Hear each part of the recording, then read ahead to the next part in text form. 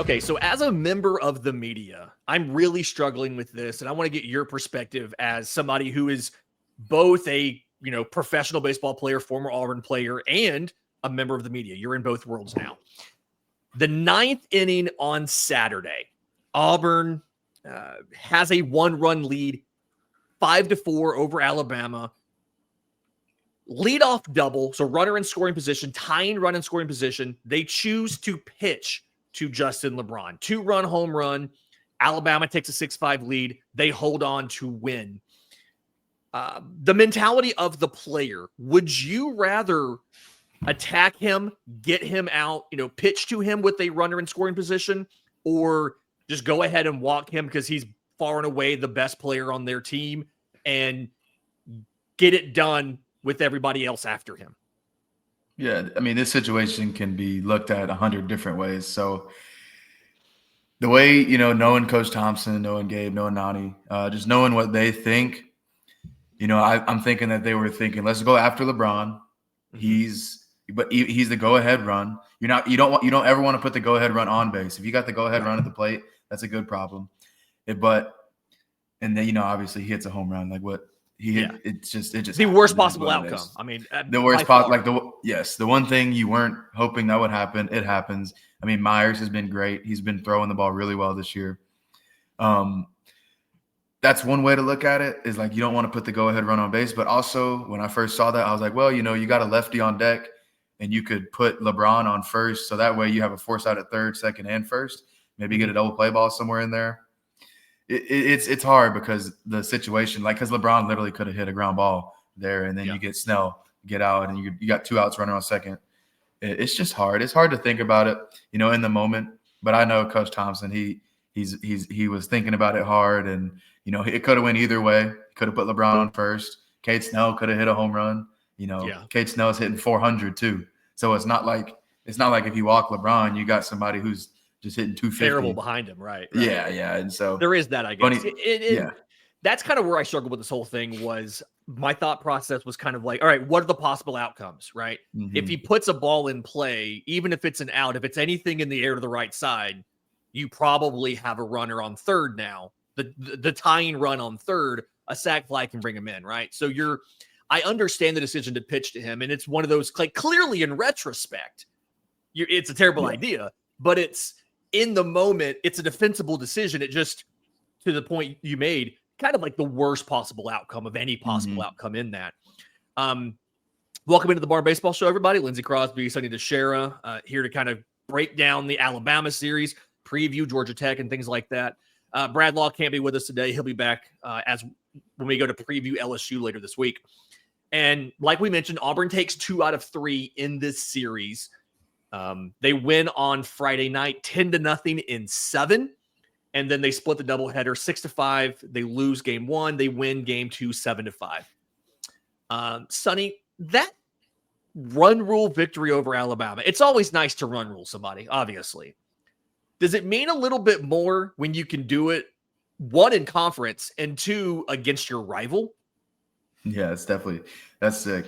That is always just, anytime you run with anybody, first of all, is awesome. But when it's your in-state rival, it's just like, I mean, there's not much else you can say other than sorry, like, just play better. Hate it for y'all. Yeah. And that's something. Sam Dutton he ends up going the distance here, right? Because it was a shorter game. 7 innings, 2 hits, 2 walks, 6 strikeouts. And correct me if I'm wrong, I don't think Alabama gets a runner to second base in the entire game. I want to say both their hits were no, Jason Torres had a double. So they get 1 runner to second. Everybody else is at first. Just absolute domination there. And going into the game, knowing you're playing a doubleheader the next day, do you think that factored a little bit into Sam Dutton going the full 7, or was that just he's obviously fully stretched out, he was in a groove, why not do it? Or is that just like hey, if we can get that 7th inning out of him, let's do it because we have a doubleheader tomorrow? Oh yeah, I mean he only threw 93 pitches too, so it was definitely the doubleheader played a huge factor in letting him run it. Because if you have every single guy ready for a doubleheader, that's big time. And our doubleheaders, are they not 2 9s? still. Is that correct? It's 2-9 still, yeah. Like the only way you'll shorten one of them is run rule, or if the first game was running into the second. The second game was a TV game, and so you can't start a new an hour before the TV game starts. Gotcha. Okay. If they had run too late, they could have maybe not played a ninth if they hadn't started the ninth by an hour before. But in this case, it ended up being a standard 9, and then they had 2 hours or an hour and a half, whatever, before game 2.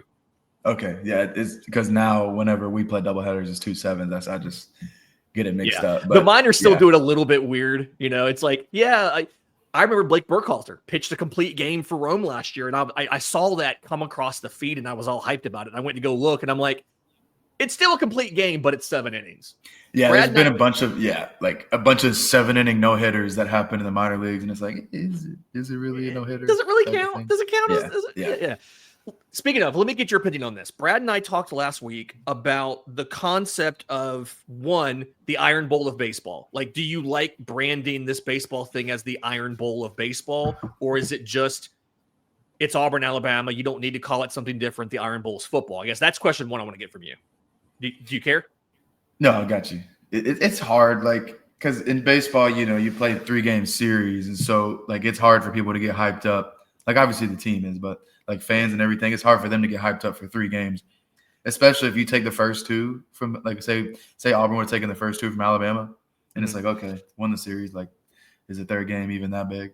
Yeah. So that whatever happens, it's different. In game 3, right? Yeah, and it's different for football because you play once a year, and then basketball you play one time at your place and then one time at their place, and so it's 2 big times.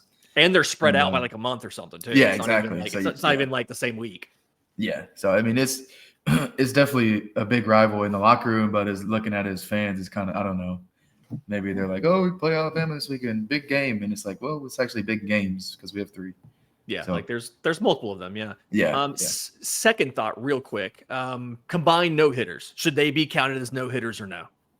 They team no hitters, yeah, for sure. Team no hitters, okay. Because it's still hard. It's still hard to throw a no hitter, but it's definitely cooler when being a part of because I've been a part of a couple of team no hitters in pro ball, but never. I don't think I've ever been a part of a 1-man no hitter.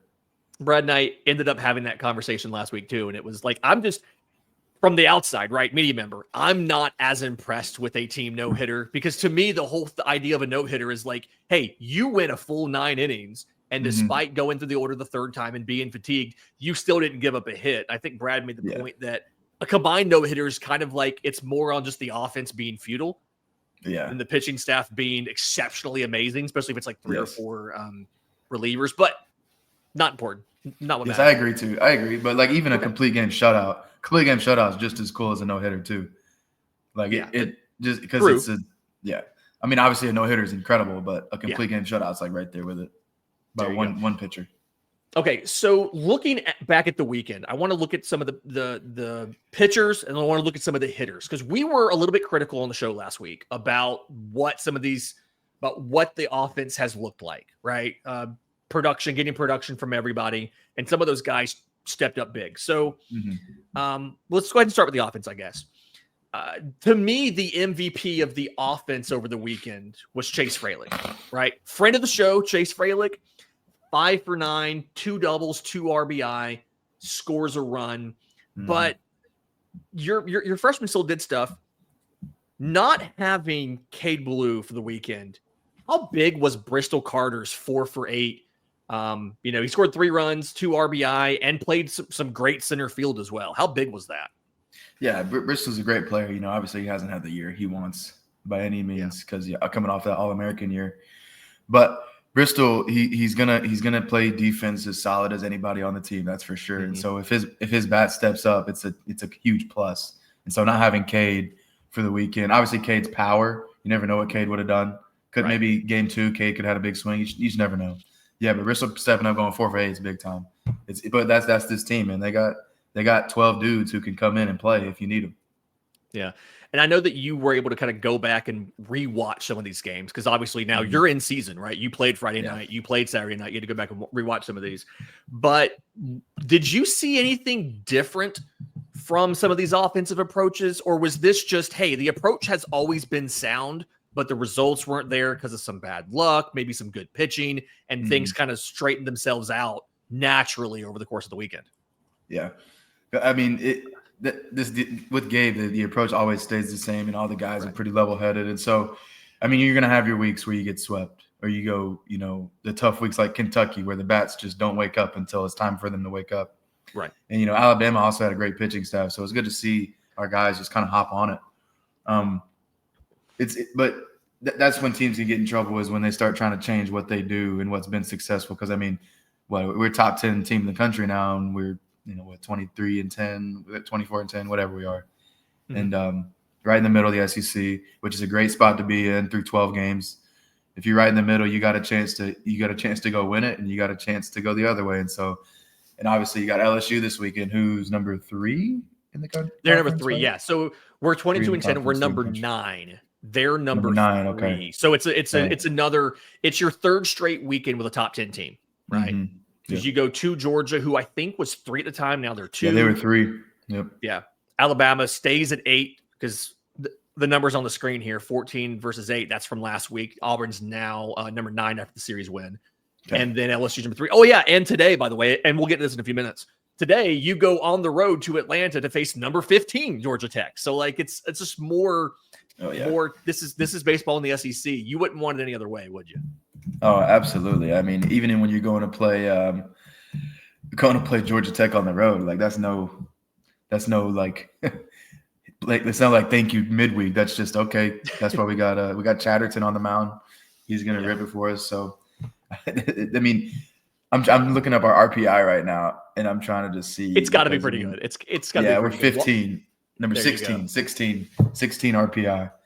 And that is Georgia's we want to 3. host a regional RPI right there. Exactly. I mean, 1 through 20 on here. I bet you there's 9 SEC teams on here through 1 through 20 on the RPI. So they're trying to play the hard teams, which is smart. You don't want to fill it up playing a bunch of low tier mid majors, because if you end up losing one of those on accident, it kind of hurts really bad. So it's nice to see that driving across. I wish they played Georgia Tech twice a year. You had a home and home. Oh, actually, they are this year. Yeah. That's the first. Yeah. They're coming back in late April. April 22nd will be. And that one's going to be, the timing's weird. 7 p.m. Central, 8 p.m. Atlanta time for the game. It's an oddly late game for Auburn to play, but. I love the idea of doing the home and home. It's that late because it's on TV. It's on standard SEC. Okay. It's on SEC Network. A lot of the SEC games end up being a little bit that timing. The Alabama game over the final game on Saturday was broadcast on television. It was an hour later than usual too. So that's why that happened there. On the note of Chatterton, by the way, I like the idea of moving him to the midweek. I think what happened, and correct me if I'm wrong on this, right? Just this is all speculation. I don't think either one of us have talked to him about this, but it felt like to me, the SEC clearly has an officiating guideline or something to not let the zone be so wide east to west. Mm-hmm. And so it really feels like he had a couple short starts in SEC play where he just kind of got squeezed side to side. And it really kind of feels like he just didn't have the confidence that he could land his breaking stuff for strikes. And so because of that, I think that's why he's been forced to just go with a lot of heaters in the zone and guys are hitting him. I think moving him, letting him start tonight, 1, you can still bring him back for the weekend on a relief role if you need to.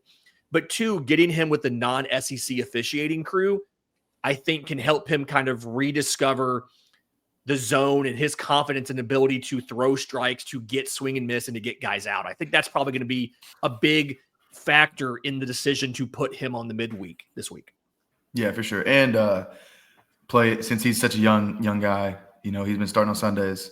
Auburn didn't play this Sunday, and so maybe giving him just a little extra rest to give him a little longer time. How was his stat line at Georgia on Sunday? Do you remember? It was pretty short. Okay, right? Yeah, it was short. It was pretty short, yeah. And it was, to me, watching, it wasn't bad, right? I've got the box score pulling up now. it wasn't terrible. 1/3 of an inning, 1 hit, 2 runs. He did walk 3. And I think that's kind of the big thing that I looked at was, they put 1 ball into play, but it was just something where he wasn't confident that he could get a strike without grooving a pitch over the plate. And so that's why he ended up walking 3 before they pulled him.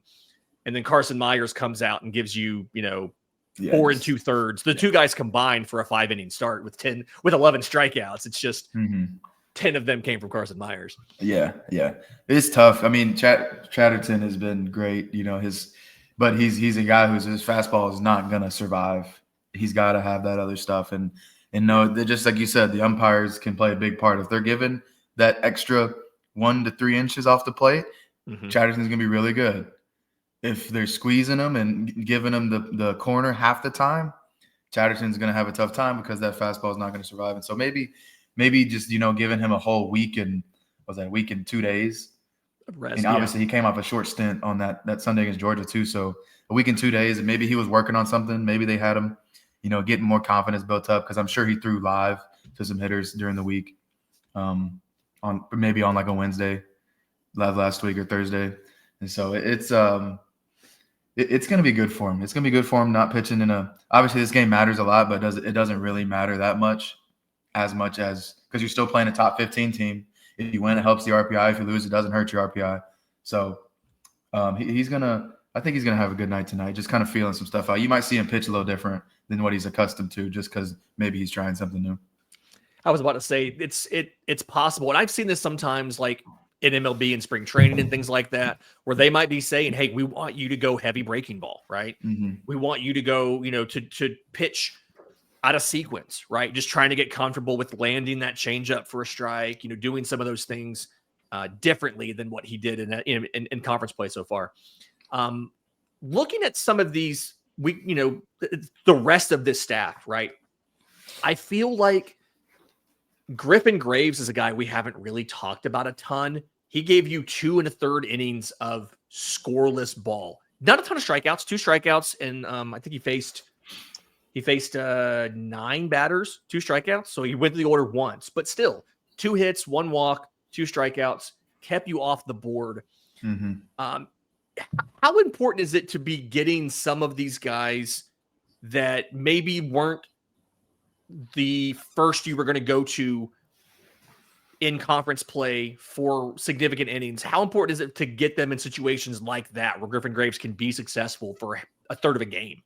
I mean, Griffin's shown some promising times and also some not promising times. He's got that low release fastball that just takes off, and so if you got guys like him stepping up right now, they're in a good spot, because they're going to need 2 more of him, 2 more of Griffin Graves to step up. And so obviously Griffin having that outing is really, really positive, because, I mean, we've been seeing the same guys kind of, we've got Tilly, Parker, Carson Myers, and obviously our starters. And we haven't seen Jett Johnston in a little bit. Did he throw this weekend? He did not. Auburn uses only 8 pitchers for the entire weekend. I think obviously 7 innings Dutton helps, right? Yeah. But it's something where Cade Fisher gave you 3 innings as a starter.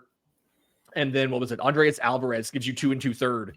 And then you had a bolt guy in Graves. You had a bolt guy in Cam Tilly. Cam gave you 3 2/3. Ryan Hetzler gave you 3 innings in his 1 game. Yeah, and Carson Myers 2 1/3. Yes, and Hetzler's become that. He's become that closer, that lights out guy when he comes out, which is that's what we thought Murphy was going to be, and I think Murphy will bring it around. He'll have it. He'll figure it out too. And so if you got Hetzler and Murphy going out there, I think we got a good 1-2 punch, honestly.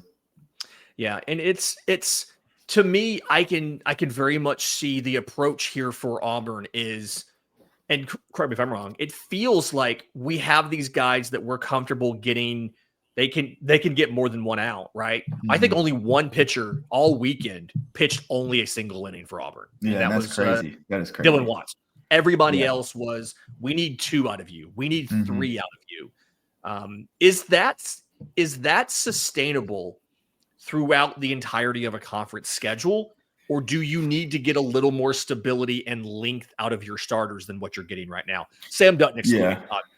Yeah, Dutton's. I mean, obviously Dutton's been the biggest surprise. We can all agree on that. We didn't know we thought he'd be good. But we didn't know he'd be this good, this consistent. So, I mean, because we still have Fisher going out. What's the most he's thrown? 4, maybe 3. Yeah, 4. He did 4. I think he did 4 against Georgia, and then he did 3 against Alabama on Saturday. Okay. So he was getting better, longer and longer in each outing, and then this one, he wasn't getting blown up. 3 hits, 2 runs. I think it was 2 walks. No, sorry, 4 hits, 2 runs, 2 walks, 4 strikeouts. Mm-hmm. He was looking good, but they went ahead and pulled him before he got too deep. Yeah, I mean, Fisher kind of reminds me of Mullins when Hayden Mullins was here, because just a lot of pitches, a lot of walks, a lot of strikeouts, not a lot of hits. And so, and whenever we had that, we had a Tommy Sheehan come in.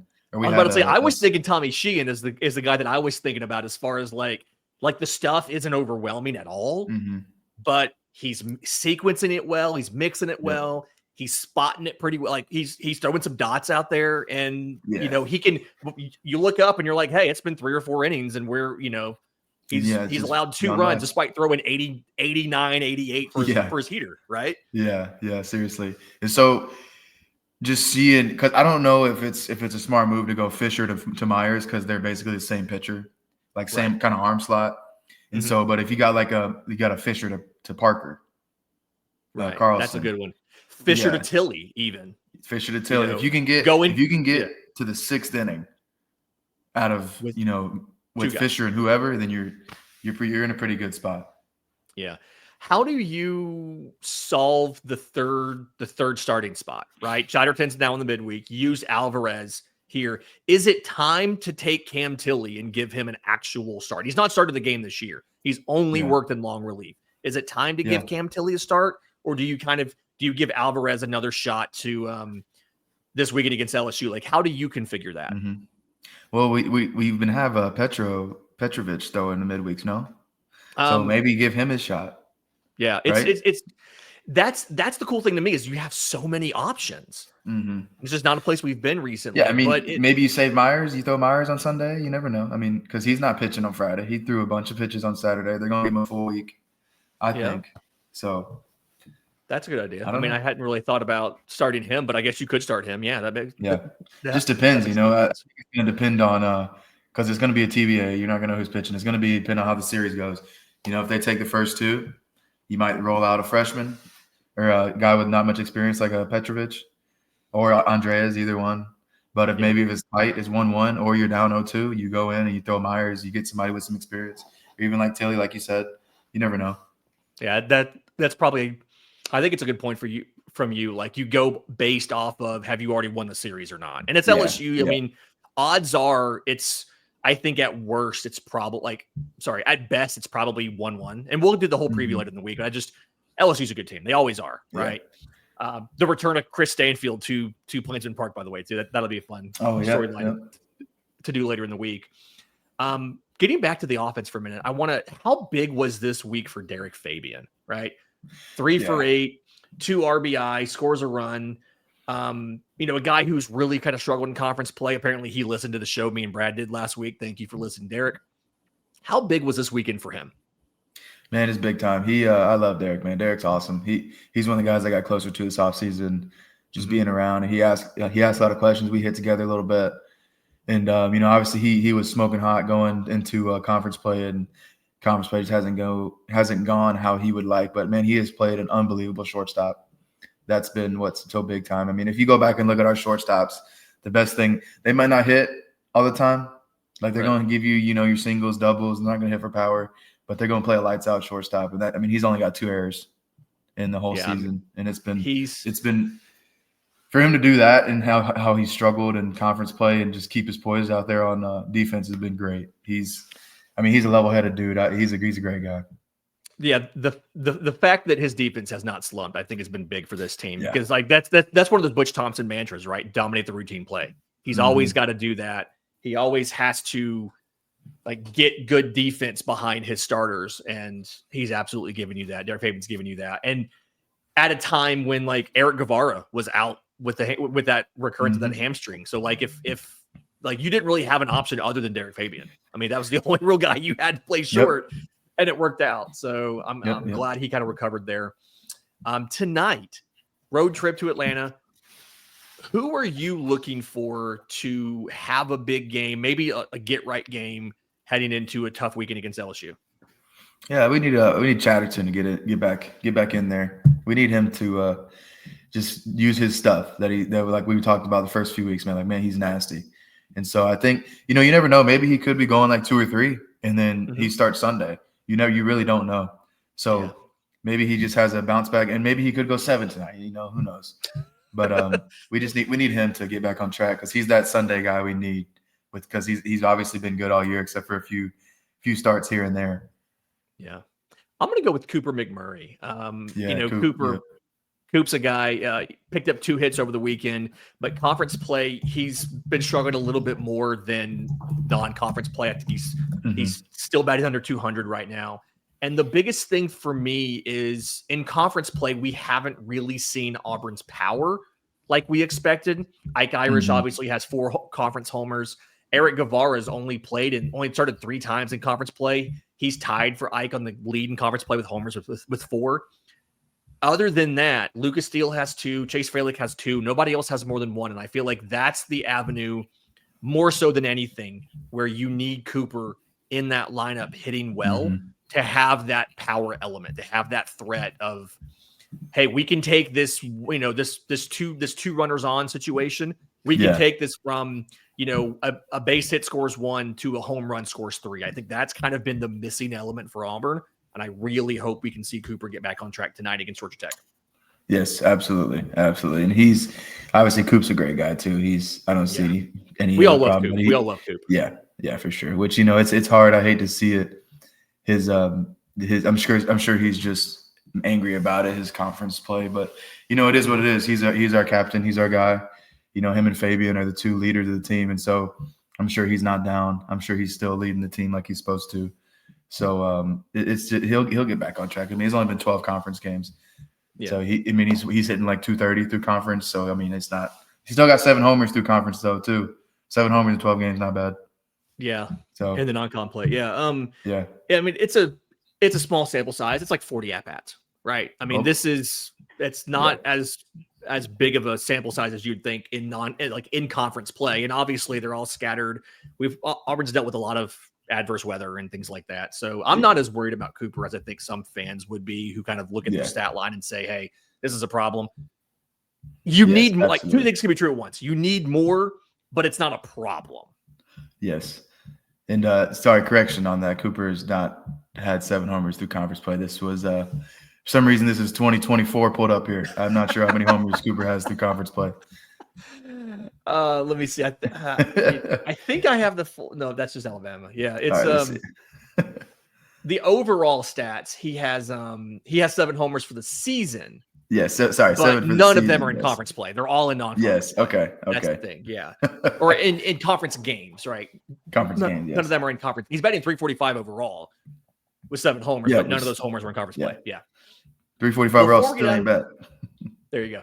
Before we get out of here, real quick, you've now had a weekend of games with the Trash Pandas up there in Madison. How's it's early, obviously. How's the season going so far?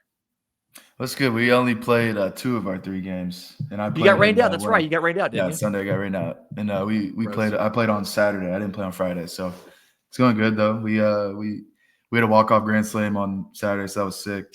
Good way to get the first win of the year. Yeah. So it's been good. Y'all need to. We play in Montgomery. No, we don't. We play in Montgomery next week, so maybe we'll see some Auburn fans come out there. There you go, Auburn fans. You can come down to Montgomery next week, see Sonny in person. I'm sure he'd love to take a photo with you, sign all that good stuff. If you have barn merch, that's definitely what you're going to want him to sign. That's definitely his thing. But also, that's it. Also, he does have a Bowman card. I actually have a signed Sonny DeShera card. So thank you for that, by the way. I've never officially thanked you for that. You sent that to your mom for me. I appreciate that. You got it. Yes. All right. Auburn's in action tonight against Georgia Tech. We'll be back later in the week to preview Auburn versus LSU. Brad should be back with us then. Until next time, this has been the Barn Baseball Show.